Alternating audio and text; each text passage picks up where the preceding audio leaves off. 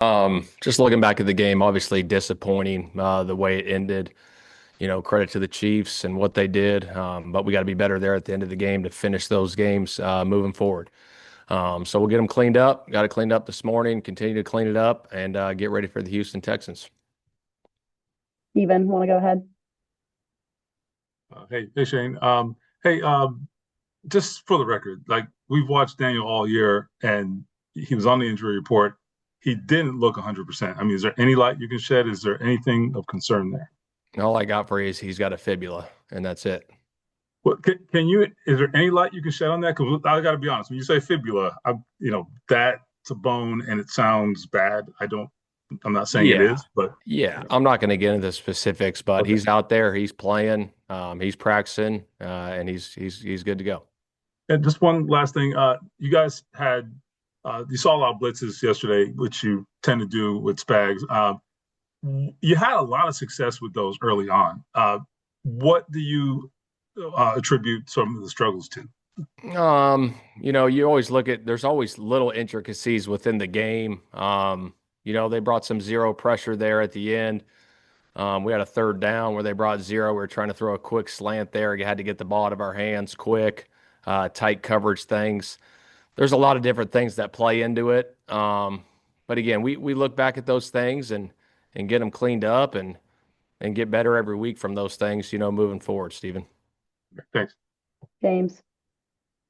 Shane, I think Noah Gray had the catch on the sideline there in the fourth quarter. Looked like he got messed up on the play actually, but did you think to challenge that at all? What was going through your mind in that moment? Yeah, I was definitely thinking about challenging it there. I just was talking to the officials on the sidelines. I said, "You guys look at that?" And they said, "Yeah, we looked at it. The replay assist did." So that's why I didn't throw the flag. And then I would have lost the timeout. Otherwise, I definitely would have. So they told you like that he caught it? Correct. They said the ball didn't hit the ground. Interesting. Okay, and then Yeah. to follow up, end of the game, fourth quarter and overtime. How do you feel about, I guess, looking back at it, just the time management perspective of it, and knowing that you want to be aggressive to throw, but those seconds don't come off the clock, and they get another more. Keep getting chances to obviously come back and win the game.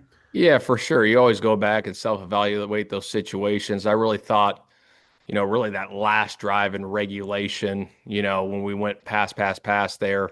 Um, could I have called some runs there? Absolutely. Could have called runs, ate up some time there.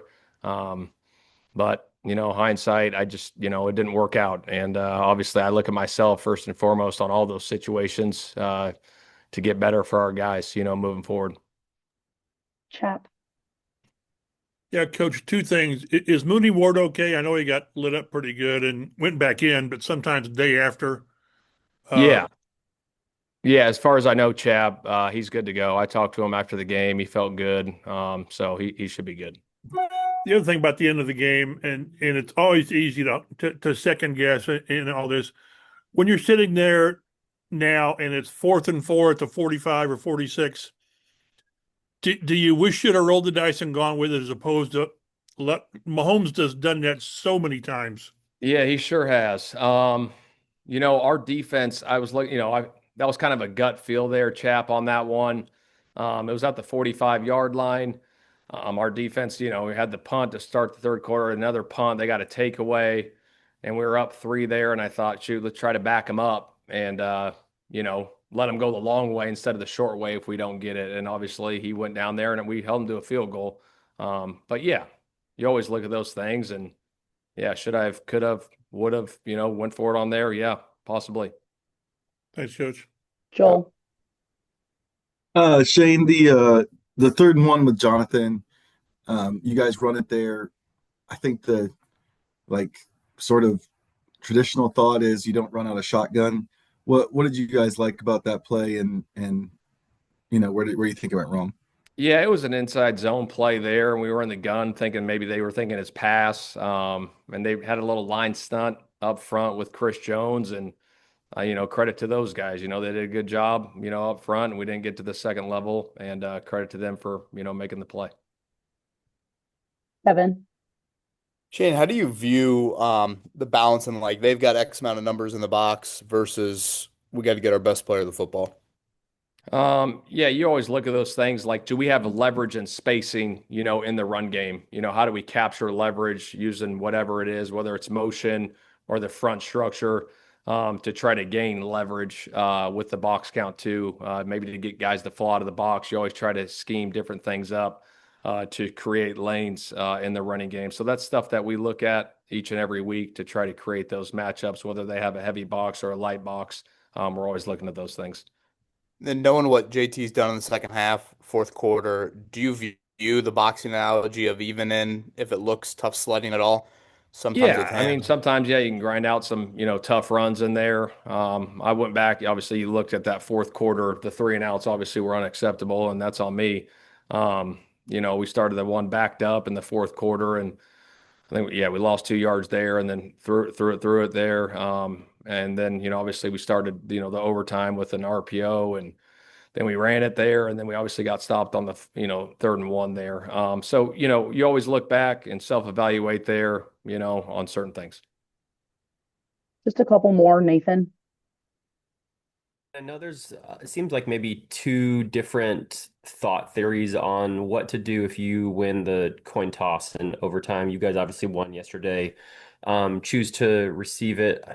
Could you kind of just take us through what your theory is on why for you it makes sense to take the ball there? I know there's some folks that feel like getting the ball last and having the opportunity to know what you need to do and know if you need to go for fourth down or not is helpful. You guys obviously did the opposite, so I just was curious if you could walk us through that. Yeah, it's interesting. You look around the league, I think it's like analytics is like 50-50 split. You talk to coaches around the league, it's split. And just kind of my philosophy is like, hey, take the ball there, try to go score. That's a 10-minute, overtime. And if you don't score, you can punt them and back them up. And then if you get the stop, you'll probably get one more shot. That's kind of the thought process there. Now, if you do take the ball, right, and you go score, now they're in 4-down mode the whole way down. So there's the flip side of it too. So there's different thoughts and theories to it. And my thought there was take the ball, try to go score. And then obviously, try to stop them on the flip in. And like we did, punt them, back them up, and try to keep them backed up so you can get another shot. And I know you've talked through a lot of what you guys did, just play calling wise, decision making wise in the fourth quarter and overtime. When you've had a chance to review it, do you feel like you would have? And again, I know hindsight is not what you have in the game. Do you feel like you guys would have or should have done anything different from a big picture standpoint? Or are you comfortable with how you guys approach that? Yeah, I think looking at it as in the big picture, obviously, when it doesn't go your way, and it doesn't go out the way you want, obviously, you look back and say, man, I could have called this, I could have called that. We could have done this different. I think that last drive in the fourth quarter was the biggest one where we probably could have popped a run on first down. You throw it on first down, now you're at 2nd and 10, and then you throw it again. Now you're at 3rd and 10, and you try to get a 3rd and 10 versus, a team that, brings pressure. And obviously, we were short there, on the 3rd down. So, that last drive in the fourth quarter, I thought, I could have done a better job for sure. Definitely there.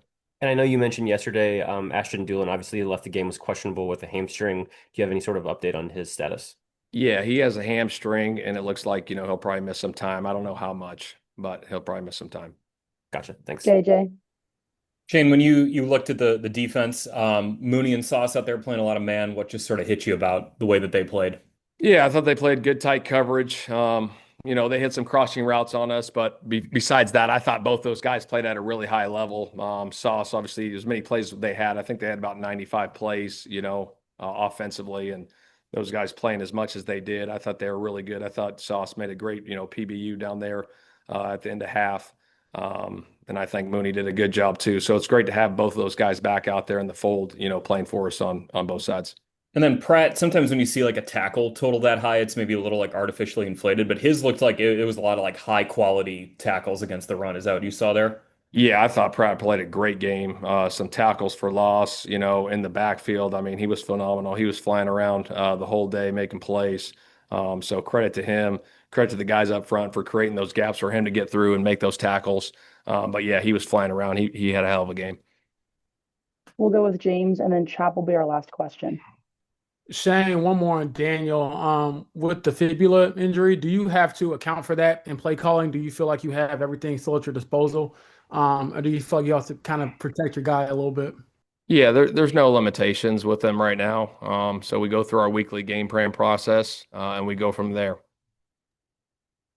Chap, go ahead. Yeah, Shane, just any early assessments of what the Texans are going to bring to town?